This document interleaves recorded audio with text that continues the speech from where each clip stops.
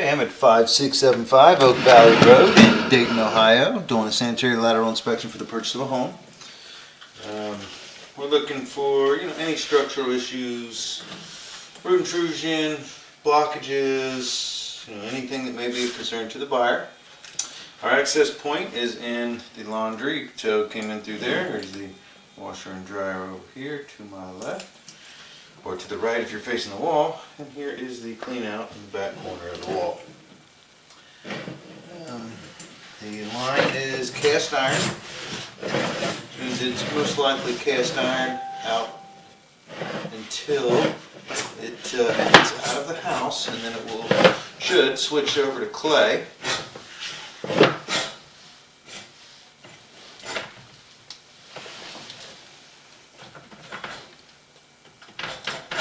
So, cast iron is really tough to gauge because it gets very easily catches stuff, and you never really know what kind of life expectancy it has. Can look for obvious, holes and stuff in the cast iron, but a lot of times it's really hard to gauge how much life is left in cast iron just because of the nature of the material. It rusts, and so you're kind of staring at, as you can see a lot of rust,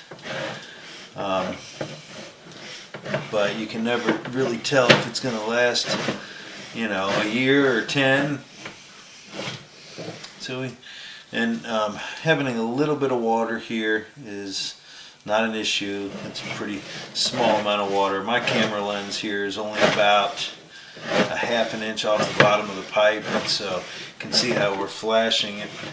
Will probably be a lot easier to see on the way back instead of me pushing that water up in front of it. And so the cast iron is starting to channel in the bottom. I don't see any open holes or anything, so it's still functioning. It's just that you have no real way of telling, because of that rust, again, how thick the pipe wall is compared to the original. And there's a lot of things depend on that. I've seen newer cast iron that's been around it's only been around, there's stuff that they put in 2000, right around 2000, because it still has to be used in commercial.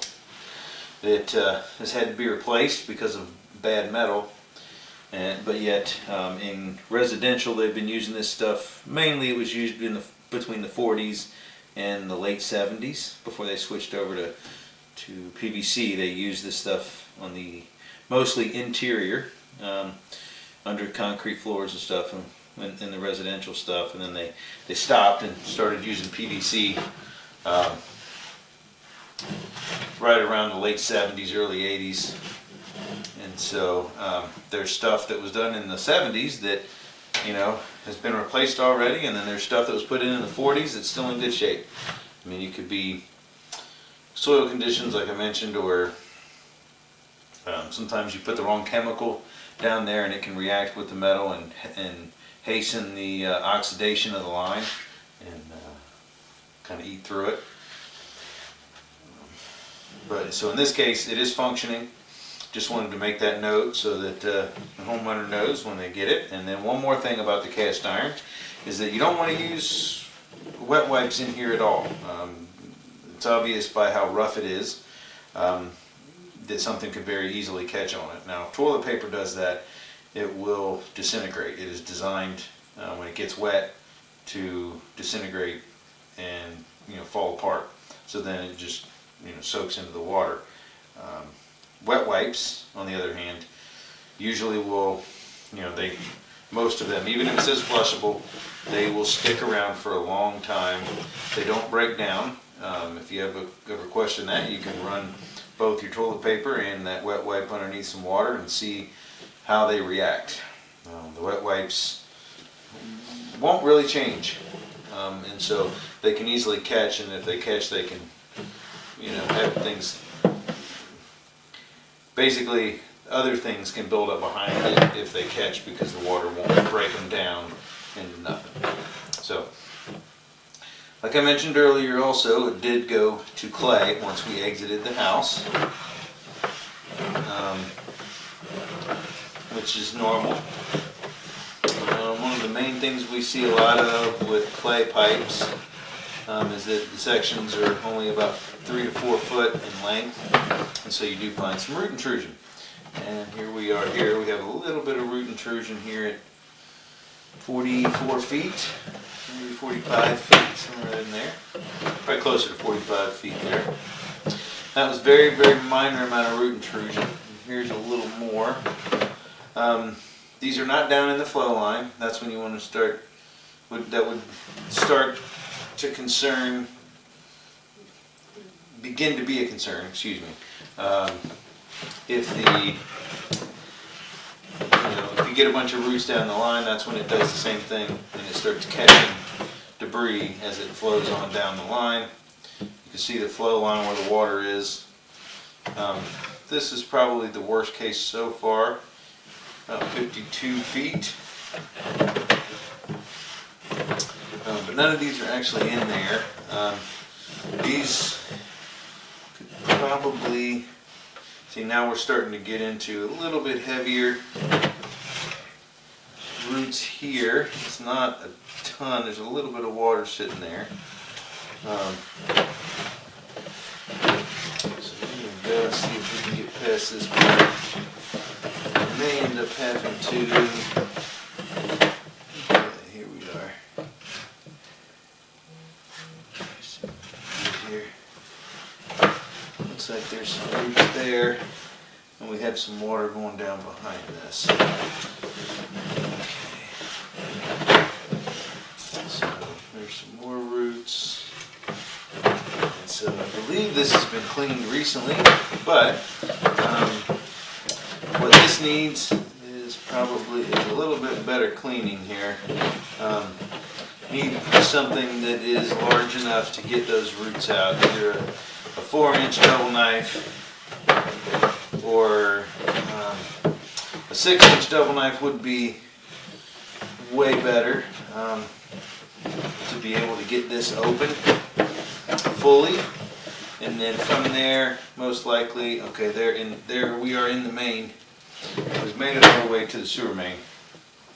What I was saying there was that what you need in these situations is this is most likely a 6-inch clay on the outside, and so you would need to be able to get access to get a 6-inch double knife in there to clean it as well as you would like. A 4-inch double knife may be able to do a pretty good trick of getting this open, but then once they do that, you want, I'm going to try to rinse this off a little bit. I'm pushing, there's some junk that's getting through. I think I've popped some open because of that. So we'll see if we can kind of, yeah. So definitely some major root intrusion, and you want to be able to clean that out. Jetting would also be an option. High pressure jetting, have to be a pretty large jetter, pretty high pressure jetter to be able to get those roots out all the way.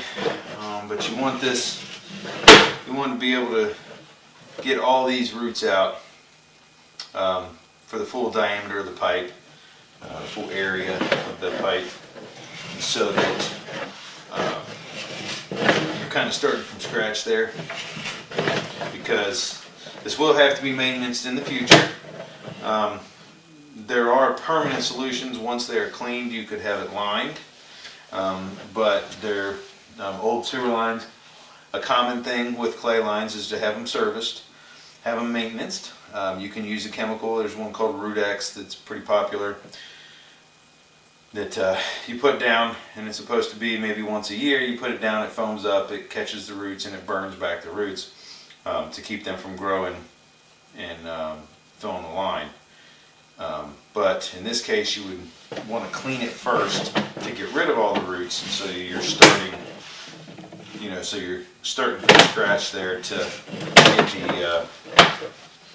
be able to treat it without this amount of intrusion, because this usually takes a while for it to get to this point. And so you have a small belly there.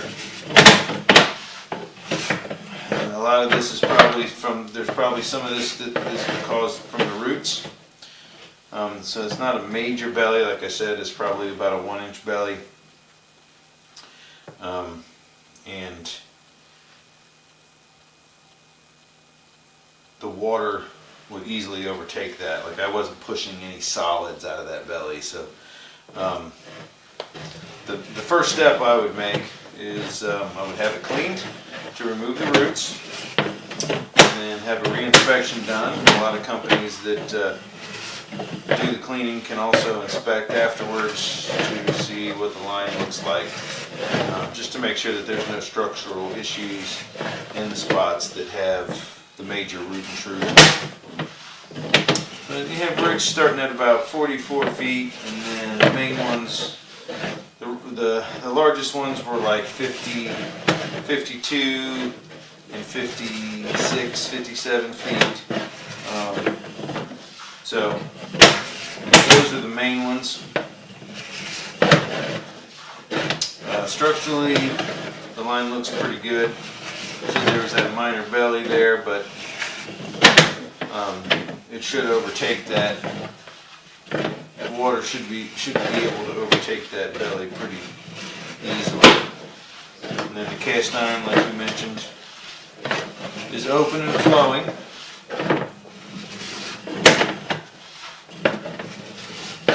But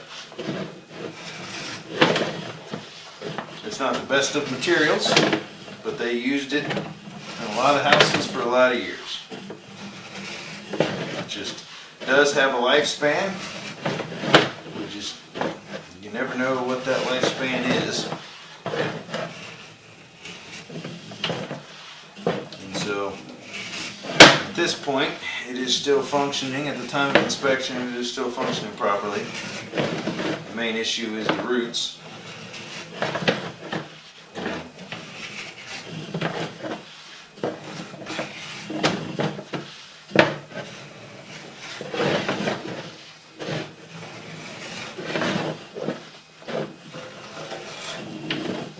Would be nice to have another access point to be able to clean it.